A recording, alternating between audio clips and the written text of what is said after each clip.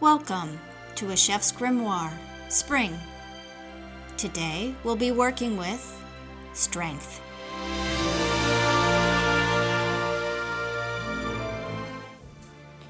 We have an amazing menu for our strength card today.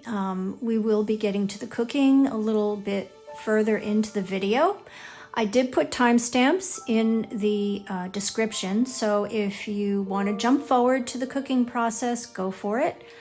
We're just going to spend a little bit of time here learning about the strength card, the symbolism, and all that it means to the Major Arcana.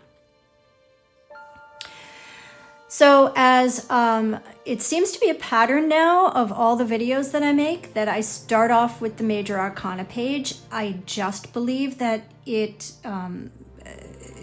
brings us to a point in the journey where we understand where we are. The Major Arcana, if you're tuning in for the first time, is a sequence of 22 cards. And the Fool is the card that experiences all of the rest of the cards. That's why they're on the outskirts. They're numbered 0. 0 is ether. It's not technically a number, it's the beginning. It's something that hasn't been evolved yet. So the Fool thinks about a journey, a task, something new that they want to start to do. That's the beginning. That's just a thought. Now they have to bring it to fruition. And it's through this journey that any new task, venture, thought goes through until it becomes concrete. So the Fool is over here, and then we have the first line of 7 of the Major Arcana, and this is known as consciousness. So this is where we're taught, we're just in the stage of learning. We don't really formulate much of our own thoughts at this point. Pretty much everything is given to us. We have role models, we have teachers. Then we go into the second line, which is where we are. We're starting this video with strength.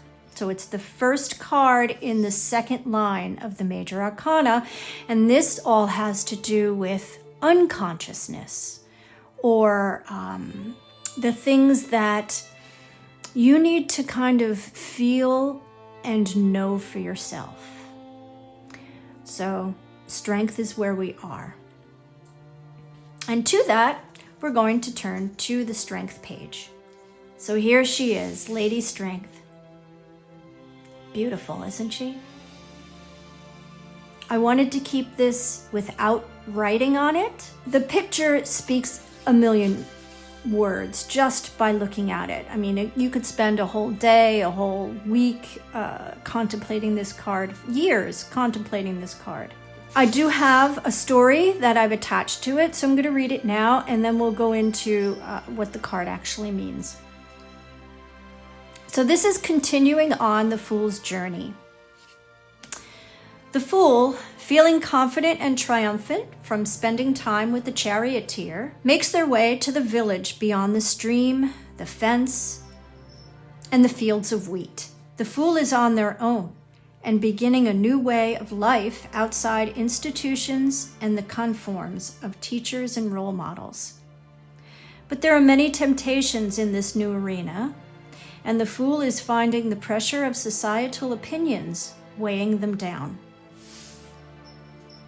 For the first time, the Fool is feeling less than confident, a bit self-conscious, and wondering if they are smart enough, rich enough, or popular enough to fit in. Some days, it's hard just to get out of bed in the morning, while other days, a few drinks at the local bar seems like a good way of numbing down the frustrations with day-to-day life. One morning, the Fool decides to take a walk on the outskirts of the village, just outside the mountain range, where the meadows cast a golden hue from the sun shining above. The Fool sees Strength taming a lion in the distance. Lady Strength is lovely, and the Fool immediately is calmed by her charm. The fierce lion she has at her side is also calm, and once she closes its mouth, it lays down at her feet. Fool, you seem worn down. I remember not too long ago you were as brave as this lion. If the world has taken a toll on you, it's time to find your inner strength, to overcome and persevere. Remember, you carry all the tools you need to overcome any obstacles. The tool needed now is strength, with the element of fire. So it's time to reignite the flame that has gone out and find passion again for what is important to you. Pay no regard to what others think. In time, society will see you are resilient and worthy of all you ask for. With that, the Fool sets off with wisdom to contemplate. So this card, through the centuries, has not really changed. It's always depicted as a woman with a lion, and the woman is either opening the lion's mouth or closing it. In this depiction, which is from the Raider White Smith deck, has the lady closing the lion's mouth, which is very fitting. The lion is our animal instincts. It's the fire that burns within us, our desires. Strength is when we have to curb all of that. We have to know when the time is to put them forward and when the time is to rein them in. Just as the lady is closing the lion's mouth, that is the gentle way that we also tame all of those instincts, all of those animal instincts, all of those desires, so that we can live in the society that we live in. This card is everything that you think it is. It's about courage, perseverance, and determination. Now, unlike the Chariot card, which is all about having an idea, having a motive, and thinking it through and starting to get the wheels turning to make it go and get out into the world, strength is very different. Strength is all internal. It's calming ourselves.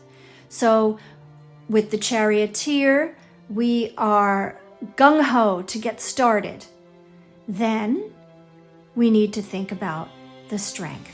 Do we have the strength to mold what it is we want to do, think, feel, portray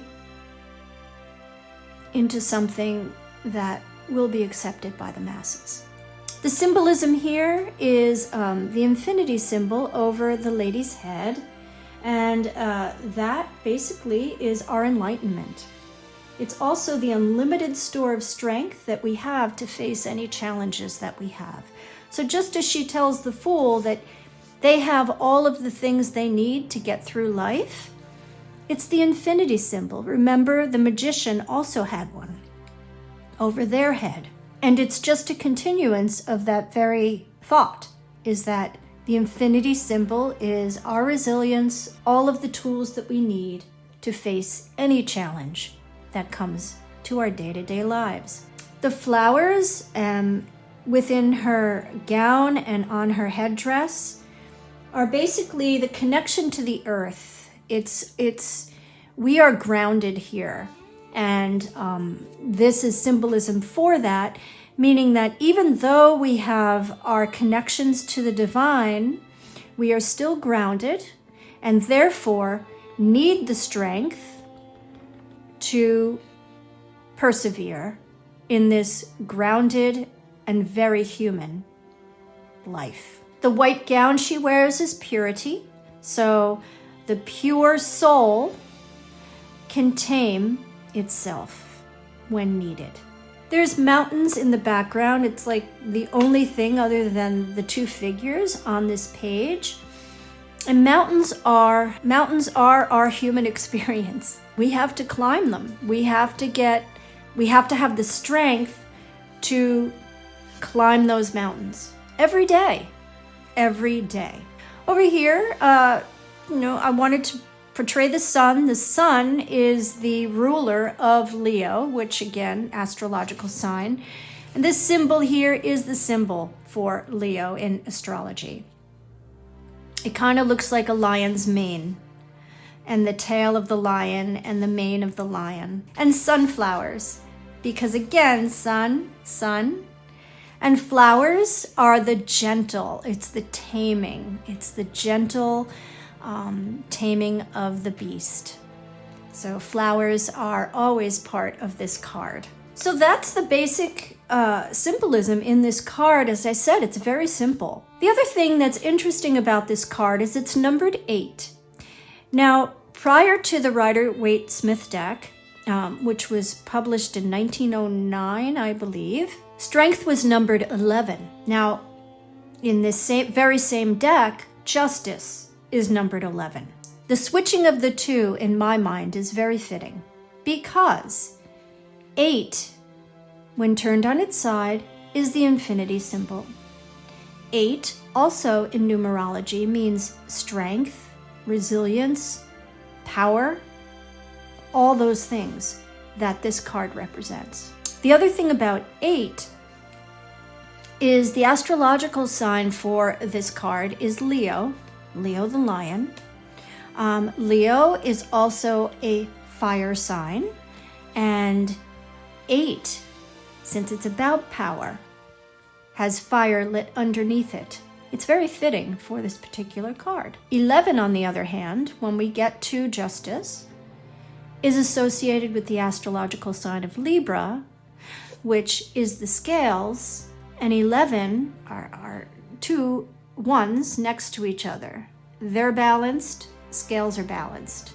It just seems like it's the right combinations. Going back to the fire energy of this card. Now, in the beginning, when we talked about the Fool and we talked about the elements and the different colors that are associated with the elements, the color for fire is red. Now, I did put some red on the page, but I decided to keep the background true to the card that's in the Rider-Waite-Smith deck, which has yellow in the background. Now, yellow is associated with the element of air. So why is that here and not a red sky? Well, because air is our thoughts. And because this is the first card in the subconscious level of the 3 tiers of the Major Arcana, it seemed right to have yellow as the background, because strength is something that we need to consciously tame, consciously put forward, and consciously embrace. So even though it's a fire sign, the consciousness or the thoughts are very much part of this card. Now, how do we menu plan for the strength card?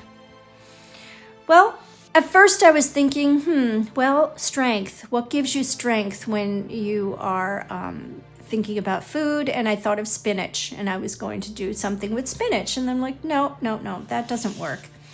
Instead, I went to the astrology of the card, the astrological sign of Leo, and the sun, and also flowers. So dandelion flowers, lion's mane mushrooms. So that's where I found the meaty part of the menu planning process. So for our menu today, we have a dandelion sparkler, dandelion greens and chicory salad with a lemon vinaigrette, and a rose, pistachio, and orange cake. Let's get cooking. Our mise en place for the cake consists of pistachios that are shelled, cardamom seeds, baking powder, semolina flour, ground almonds, not almond flour, ground almonds, sugar, eggs, orange zest, and butter. To a food processor, add your pistachios and your cardamom seeds and whirl it around until it's finely ground. Just like that. To a bowl, we're going to add all our dry ingredients. So the semolina flour, the almonds, those gorgeous pistachios and cardamom, and the baking powder. And give it all a mix. We're going to crack all our eggs. Room temperature eggs are best. Crack it on a hard surface, open them up with your thumbs over a bowl, and give them all a good whisk.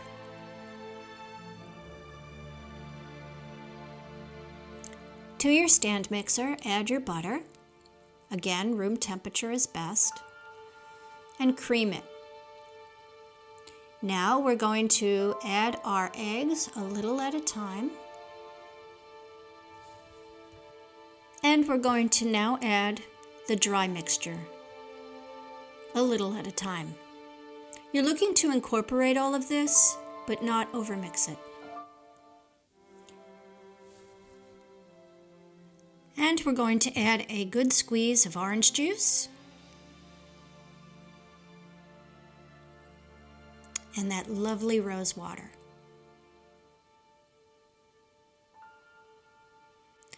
I have a 8-inch springform pan prepared, and how I prepared it was just cutting a circle of parchment paper and laying it in the bottom. You're going to pour your batter in, and with a rubber spatula or a silicone spatula, smooth the top.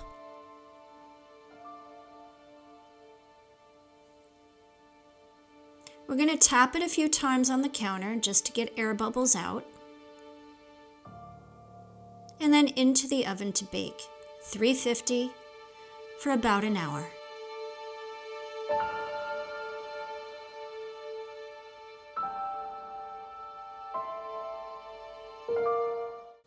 Next, while the cake is baking, we're going to make our simple syrup to pour over the top.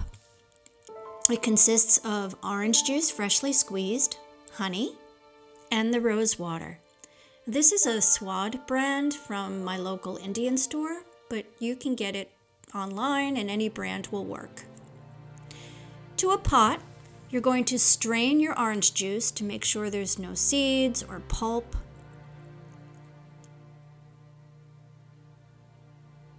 And we're going to add the honey. Now, to get the honey out easier, grease the container it's in. And finally, we're going to add the rose water. Oh, it smells so good. Now you're going to bring this to a high simmer, not a boil, and you're going to let it reduce until it's syrupy. When the cake comes out of the oven, poke holes in it. This will help the syrup go down into the cake. And pour that beautiful syrup over the top. Now let the cake cool completely. Once cooled, you're going to take a butter knife or a spatula and run it around the circle of the springform pan, just to release the cake. It may give you a little resistance trying to come out of the pan, and if so, just continue to scrape around the sides until it releases. Just like that. Now we're going to want to take the bottom of the pan off the cake. So to do that, you're going to turn it over and lay it on a rack, and you're going to go around the edges with that same butter knife or spatula until the bottom releases. Now we're going to peel away all that parchment paper. Do this carefully, as the edges may come off with the paper, but not to worry, it's on the bottom anyway. Nobody will see it. We're going to flip the cake again onto a platter.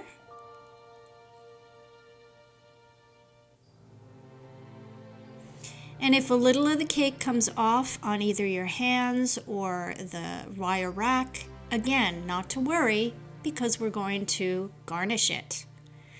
This is those salted pistachios that have been ground, and those beautiful rose petal leaves.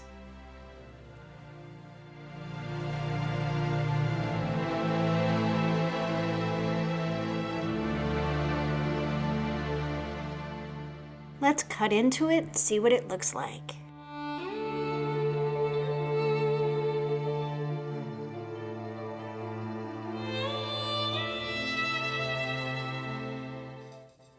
Isn't it beautiful?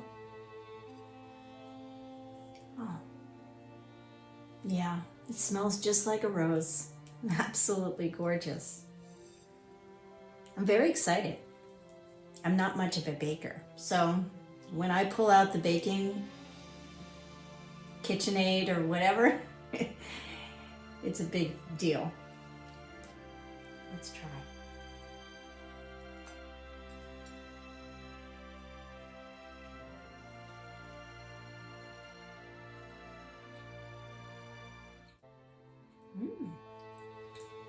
It's a very interesting texture.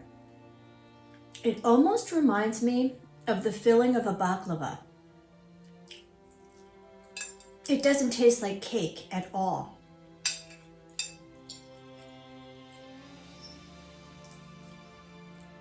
The rose, super subtle, really subtle. It's, I think, the first thing you taste and what sticks with you are the nuts. Yeah, this is lovely. But the pistachios, you can find them easily enough. Instead of cracking them yourselves, they do make them without shells now, which is such a great thing. The ones I used were salted. It's very subtle and it doesn't taste salty. This is a really delicate cake you can have with a super strong cup of coffee. Yum, that would be really nice. Great for the afternoon, great for after dinner, very moist. It tastes and feels like the energy that you put into it. And this one was made with a lot of love.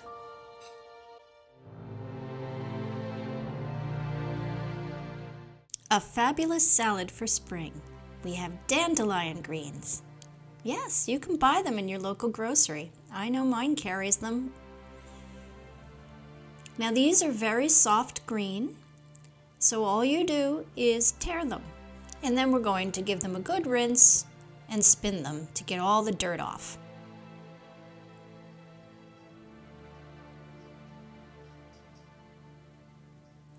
Next, we're going to work with chicory. Now the chicory has a little tougher stem, so I'm going to cut them up until the leafy part and do the same. Put them in my salad spinner and get all the dirt off. This is the mise en place for the dressing. We have fresh lemon juice, Dijon mustard, honey,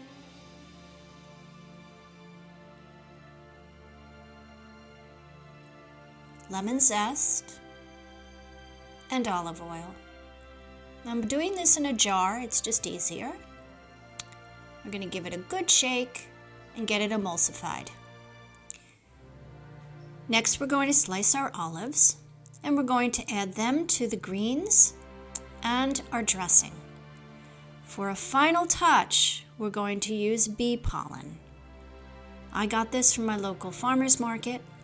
If you can't find this, you can use a seed or a nut.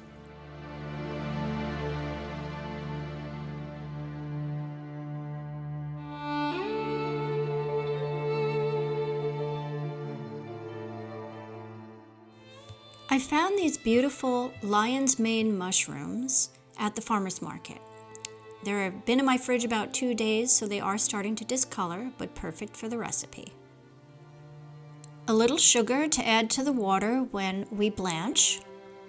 Water, flour, I'm using gluten-free, chili powder, sesame seeds, cumin seed, ground cumin, salt, and mushroom powder.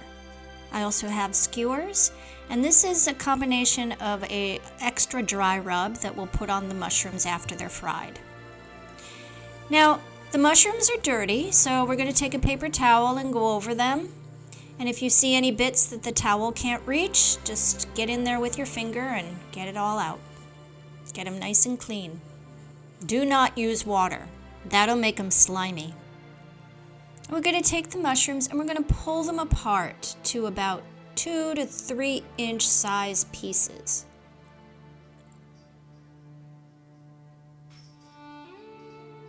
Now we're going to get water to a boil and add the sugar, no salt. Then add your mushrooms. And we're going to cook these about 3 minutes for the size. If they're smaller, then cook them less time, maybe like only 2 minutes.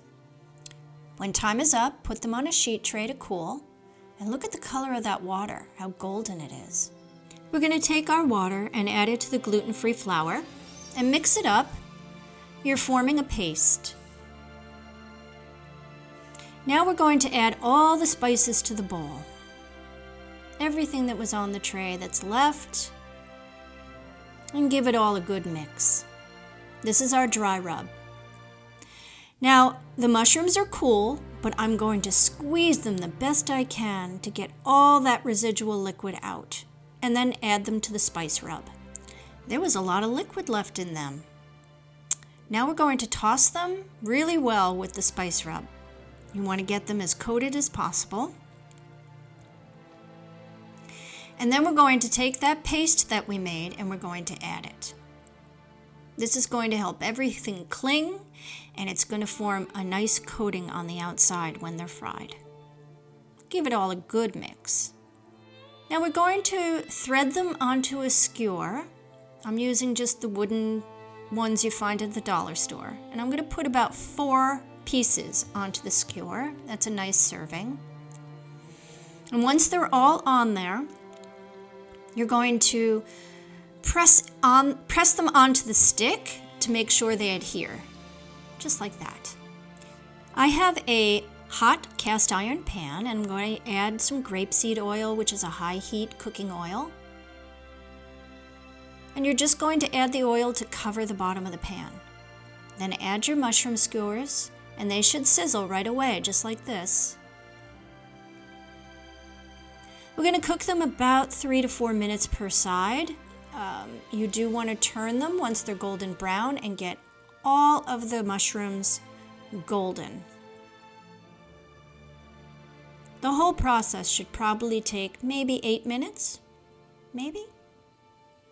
Once the skewers are finished cooking, you're going to put them on a wire rack, and I have that extra dry rub, which consists of cumin powder, salt, and chili powder.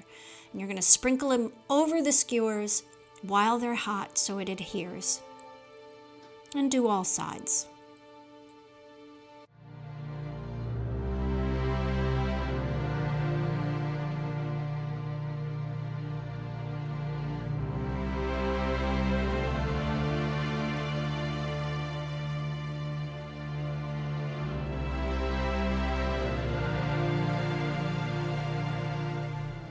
So I made this drink up because I found that this great can of Reishi Dandelion Ginger Sparkling Green Tea at the grocery store. And I was like, this is perfect. So I'm going to add a little of fresh squeezed orange juice and a little bit, like a half of a lemon, and then add that gorgeous brew on top.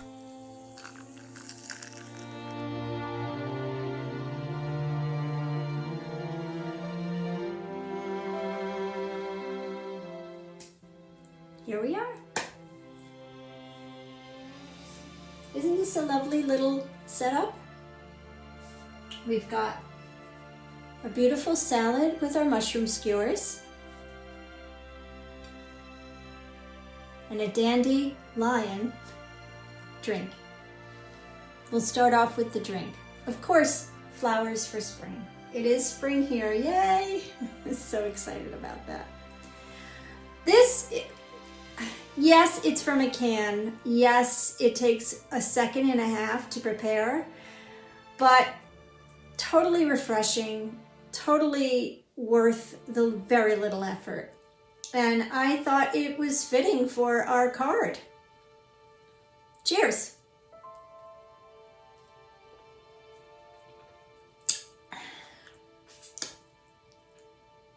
Yeah, that's tasty. So the dandelion ginger is prominent. Dandelion is there in the finish, but adding that lemon juice, just a tinge, and the orange juice makes it just a hair sweeter, more refreshing.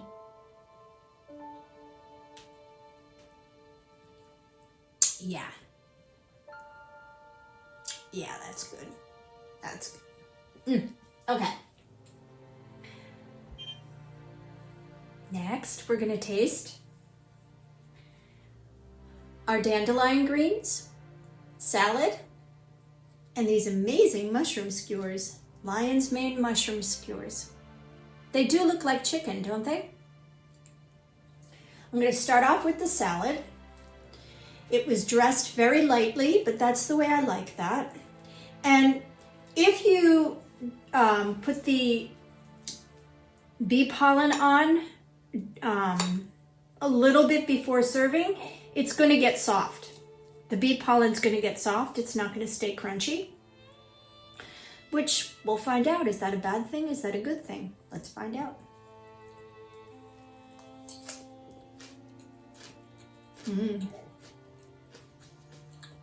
Wow.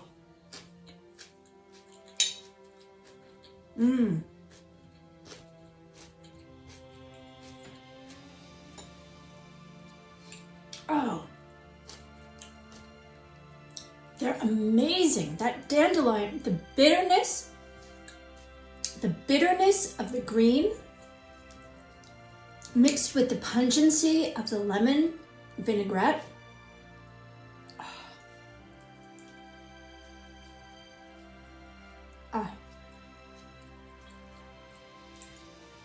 What are we doing when we buy those bagged salads? There's no flavor in them whatsoever. This is so worth going out and investing in a salad spinner. This is amazing. I love bitter greens. They're so good. This is delicious, this salad. Now, I love an arugula strawberry salad, I'm not gonna lie, especially with lots of goat cheese. No dairy in this one, but it stands on its own. The flavors meld beautifully together. Yeah. Yeah. And the bee pollen, it's not sweet. It's more savory than sweet. At least this brand.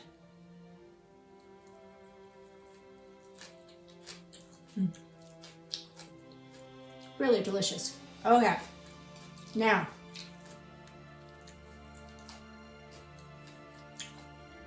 lion's mane mushroom. Let's see.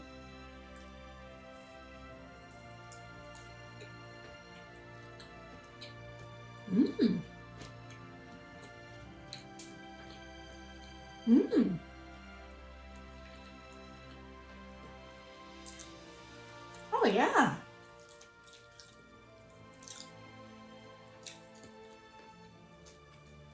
These look like chicken. When you bite into them, they're really moist inside, so you can tell right away they're not chicken, but like moist, like watery. And that could have been because I didn't squeeze out all the water from the mushrooms once they were blanched. But no, I think that would be the texture regardless.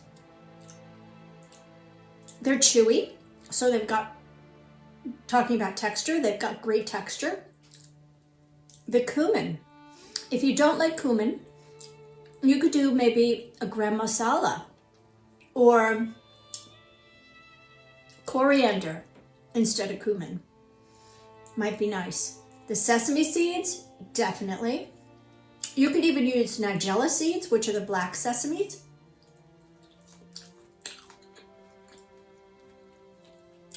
I used a gluten-free flour. The recipe could be made with a regular flour, but there's no need because the gluten-free flour works. Many people that don't have gluten-free flour in their pantry, go ahead and use regular flour, 1-to-1. Won't make a difference, really. But you need it for the crunchy coat because it does have a nice crunchy coat. The chili powder, it's there. It's not overly hot or spicy. And I think if you're going to pair it with this salad, it needs it. It needs that little bit of kick to bypass the bitterness greens and that pungent of the lemon. Yeah, it's a winner combination.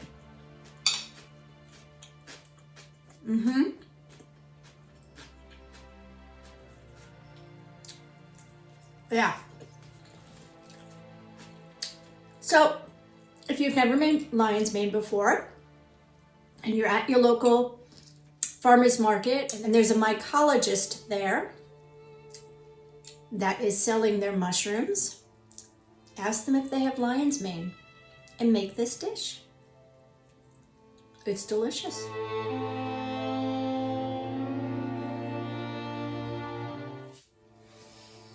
So let's talk about the card.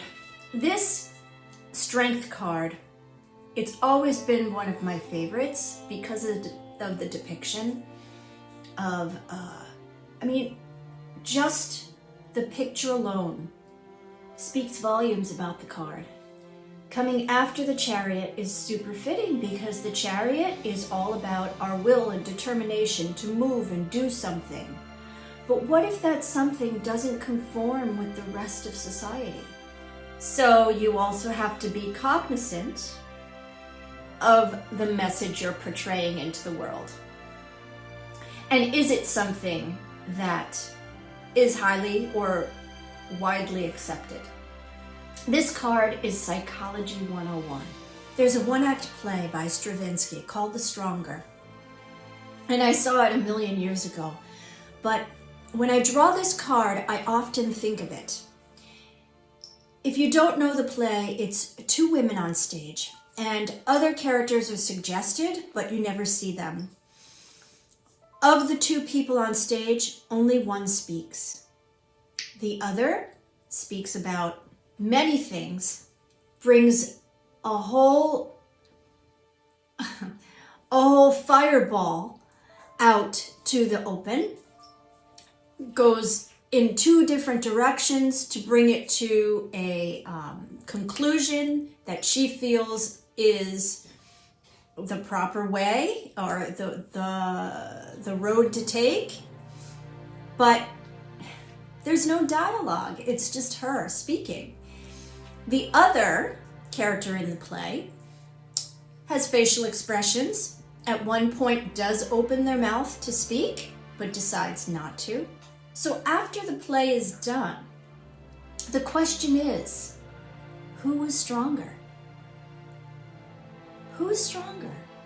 The person who sat and quietly listened to everything that the other person had to say, didn't have any feedback, except maybe a facial expression here and there? Or the person that was all over the place and let it all out, got it all off their chest, formed a completely new way of going about the situation at hand. Who's stronger? Nobody will ever know. And as far as I know, Stravinsky never said. But it is the life lesson, and it's this card. When to speak, when to not speak. When is it best to formulate your ideas, bring them out to the public, just go for it, blast through? And when is it time to be submissive? When is it time to just sit back and evaluate? This is the Strength card. It's all of those values that we're taught when we're young. We take them, internalize them, and then we can bring them to the world in any way, shape, or form that needs to be, whether communicative or silent. It's a great card. Strength. We all have it. We all should use it, and we all should know how to use it. And it's a reminder that we're stronger than what we think. We can handle it. We're resilient. And we have our mind, and we have our inner wisdom, which we're bringing along with the Chariot to this next plateau of the Major Arcana. So, not to worry, Strength card is with us. And it has a beautiful menu to boot. See you next week.